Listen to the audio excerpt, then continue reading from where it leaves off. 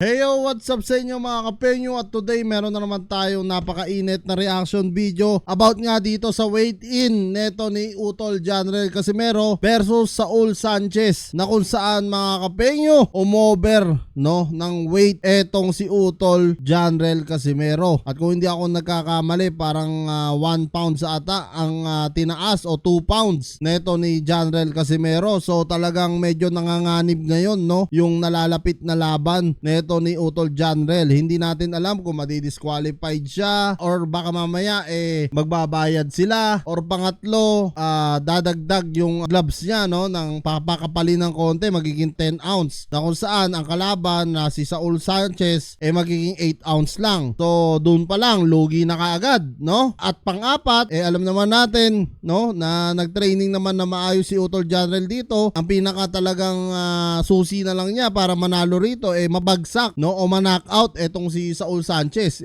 Kaso parang napaka-imposibleng mangyari yon sa kalagayan ngayon ni Utol Janrel, Bukod sa madi-dehydrate siya, hindi siya kakain ng normal, Lalong-lalo na pagdating ng laban nila, titimbangin siya ulit. Kumbaga, titignan kung makakapasok siya ng 128 pounds, Talagang timbangan nga nila neto ni Saul Sanchez. So nakakalungkot lang isipin yung kababayan natin ngayon na si Utol Janrel, talagang matindi ang pinagdadaanan niya dito sa Japan, at talagang nasa butas ng karayom sila ngayon. So panoorin natin yung naging weight-in nga nila ni Saul Sanchez dito, これより計量を行います。まずは赤コーナーカシメロ選手の計量から行わせていただきます。世界3階級制覇王者、元 IBF 世界ライトフライ級、元 IBF 世界フライ級、そして元 WBO 世界。 So kitang-kita nyo dito mga kapenyo, si Saul Sanchez ready na siya, Si Utol Janrel talagang kita nyo naman. Maganda naman din yung pangangatawan niya rito, Fit na fit din talaga dito si Utol Janrel, kaso hindi ko alam bakit sumobra siya ng 1 to 2 kilo, dito sa kanilang weight-in neto ni Saul Sanchez, na kung saan medyo dismayado na naman siguro yung promoter neto ni Janrel Casimero, Ayan, kitang-kita nyo naman yan, nasa harap si Kuya Lods. Kita nyo naman yung katawan ni Utol Janrel, fit na fit siya, may 6-pack, talagang piniga nila yung katawan ni Utol Janrel dito, So eto na, nagtimbang na.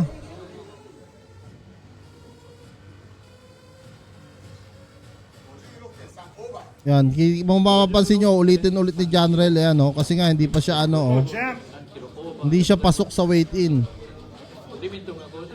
So ayan, medyo nag-anuhan na sila, nagtinginan na sila. Ayan, yung promoter niya, kita nyo, napailing ng bahagya. Kung mapapansin nyo, talagang medyo nadismaya, etong promoter. Kasi alam nyo, sa totoo lang mga kapenyo, mahirap din maging promoter, Parang kumbaga, kunyari ako, magpo-promote ako ng laban, promote yan ng promote, pinakakalat nila yan, pati gastos ko, papupuntahin ko kayo dito, tapos sabay ganyan, overweight, So medyo madidisappoint ka kasi lumalabas dito parang unprofessional mga kapenyo, etong kampo ni Utol Janrel Casimero, dahil alam naman nila matagal pa lang, ilang buwan pa ang preparasyon, alam na nila yan na dapat ganito na yung timbang nila, pero talagang lumagpas pa rin. Hindi natin alam bakit, kung ano yung nangyayari, dahil alam naman natin si Utol Janrel napaka-professional na tao niyan, at nung napanahon na nasa MP siya, wala naman siyang issue, wala siyang problema na mga ganito. Ngayon, pangalawang beses na mga kapenyo, na overweight na naman si Utol Janrel Casimero bukod sa UK, So tingnan natin si Saul Sanchez, sana mag-overweight din siya, para talagang maidil na lang yung laban, kasi 50-50 ngayon si Utol Janrel,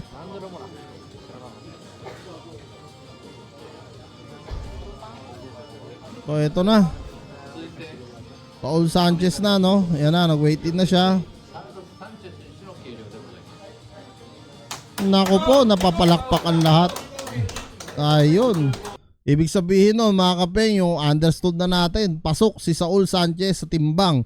So ngayon, magiging desisyon ngayon ni Saul Sanchez, no? Kung ano yung ibibigay nilang kondisyon dito ay Utol General Casimero. Kung patataasin ba nila ang gloves ng 10 ounce gloves, dadagdagan ng 2 ounce kasi hindi naman title fight ito. Kadalasan sa mga sumusobra talaga sa timbang, minsan ganun yung ginagawa. They dehydrate, no? Kailangan makuha niya yung tamang timbang. Tapos bilang parusa, madadagdagan siya ng 10 ounce gloves. Imbis na 8 ounce gloves lang sana ang paglalabanan nila ni Saul Sanchez. So medyo mahirap yon para kay Utol General Casimero. Nako po, hirap na sitwasyon ni Utol.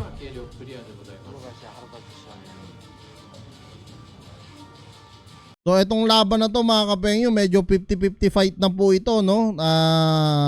Kung mananockout ni Utol General, no, itong si Saul Sanchez, much better, mas maganda. Kahit pa 10 ounce gloves yung hawak ni General dyan, basta mapuruhan niya si Sanchez, wala na yan sa 10 ounce o 8 ounce. Pero ang problema kasi dito, i-dehydrate siya, gugutumin siya para makuha niya yung timbang na kailangan or yung talagang ano rito, no, yung talagang rules nila. So before the fight, alam naman natin bukas na yung laban. So napakahirap po nun, no, na talagang pipit-pitin ni Utol General Casimero yung kanyang katawan. At dito nga mga kapengyo, may nabasa pa ako kanina sa Twitter na kung saan sinasabi ng ibang Japanese na mga ano rito parang unprofessional nga raw itong si Utol General Casimero. At tara mga kapengyo, basahin nga natin, no. Ayan, yan. Ito po yung article na yon dito sa Twitter, no, nabasa ko. Casimero was 1 kilo over the limit at the first weight in the day before. Was 10 minutes late and forgot his passport. Putang ina. Grabe to mga kapengyo. So talagang dito makikita nyo, no, na talagang unprofessional yung nangyayari kay General ngayon. At sabi dito, showing his true colors as a troublemaker. So it means parang talagang unti-unti na, no, na nawawalan ng gana mga kapengyo yung ibang nagtitiwala or nagbibigay ng second chance dito kay General Casimero. Kasi bukod sa over limit na siya mga kapengyo, na late pa pala ng 10 minutes at nakalimutan pa yung passport. Putang ewan ko kung talagang ano to, pero kita nyo naman mga kapengyo talagang sa Japanese ano po to, no? Japanese news po to dito sa Twitter. Talagang nakakalungkot lang po na balita yan kung ganyan nga talaga yung ipapakita ni Utol General. Talagang kawawa naman din, no? At sana talagang pag-ayusan niya kasi alam naman natin na ngayon pa lang nagbabawi si General Casimero mga kapengyo. Kailangan talaga medyo aagapan talaga niya. Hindi pwede yung ganon, no? So talagang kung kayo nga tatanungin ko mga kapengyo, ano nga masasabi nyo dito sa pagka-late nga raw at nakalimutan pa ang passport at pag sobra ng timbang ni Utol General, talagang masasabi ko kung ako tatanungin nyo, 50-50 po talaga yung laban ni Utol General Casimero dito kay Saul Sanchez, no? Kasi una sa lahat, medyo matibay din yung Saul Sanchez. Napanood ko yung mga highlights niya, yung mga laban niya. At alam ko naman na kayang-kaya ni Utol General pabagsakin yan. Pero kung patas sana ang labanan, kung hindi siya i-dehydrate, o hindi dadagdagan ng 2 ounce gloves yung kanyang gloves, no? At yun, kung walang distraction, so sa ngayon ang daming nandi-distract, no, dito kay Utol General. Pero syempre mga kapengyo, tanging prayers na lang natin ng mga solid fans na sumusuporta kay Casimero ang makakaresolba nito. So ipagdasal natin si General sa nalalapit niyang laban. Walang himala mga kapengyo, no? Lahat ng yan mangyayari bukas. Tignan na lang natin kung ano yung kalalabasan. So yan mga kapengyo, hanggang dito na lang tayo. I-comment nyo na lang down below lahat ng mga opinion nyo at lahat po yan mababasa ko. Maraming salamat mga penyo at kita kasi tayo sa susunod kong reaction videos.